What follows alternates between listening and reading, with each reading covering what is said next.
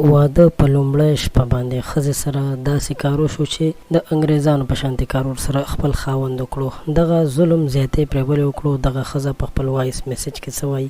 تاسو سره ویډیو شریکوم. درنو دوستانو، دغه ښځه په خپلو خبرو کې وایي چې د واده په شپه باندې دې سره کوم کارونه شوي دي. دغه ښځې په باره کې ویل کېږي چې خاوند یې کله خپلې کوټې ته ورننوتو، یعنې واده یې وشو. د واده په شپه باندې چې په عام روټین کې څنګه خاوند کوټې ته ځي او هلته بیا خپل خبرې کوي یا د مینې محبت کومې مکالمې وایي، نو هغه هر څه وشول. بیا د هغې نه پسې خاوند په دومره بېتابۍ کې و چې دې سړی په ډېر ناروا طریقو باندې غلط کارونه کړي، یعنې هغه کارونه چې هغه په انګریزي فلمونو کې کېږي دغسې کارونه یې ورسره کړي دي چې دغه ښځه بیا داسې حالت ته رسېدلې چې دا بیا هسپتال ته منتقل کړی شوې ده. هلته بیا د علاج شروع شوی دی، د دې علاج شوی دی او دا په ډېر زیات بېهوشه حالت کې وه، یعنې یو قسم زیاتې ورسره شوی. د دې ښځې مور هم بیا خبره شوې او بیا د دې کورنۍ ورغلې ده. په دې ویډیو کې یو څو خبرې کول چې هغه ډېرې زیاتې ضروري دي، هغه تاسو سره شریکوم. او هغه خبرې دا دي چې نن سبا زموږ ځوان نسل چې کوم دا ګنده او خراب فلمونه ګوري، د دغه فلمونو د وجې د دوی په ذهن باندې داسې یو بوت سوري چې دوی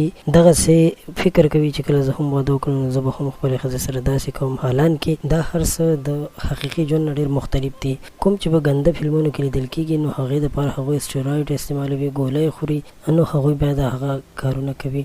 د ځوان نسل باندې غږ کوم، سوال ورته کوم چې دا کارونه مه کوئ، دا ناروا کارونه، دا پلید کارونه کول ستاسو زندگی در خرابولی شي، ستاسو زندگی بربادولی شي.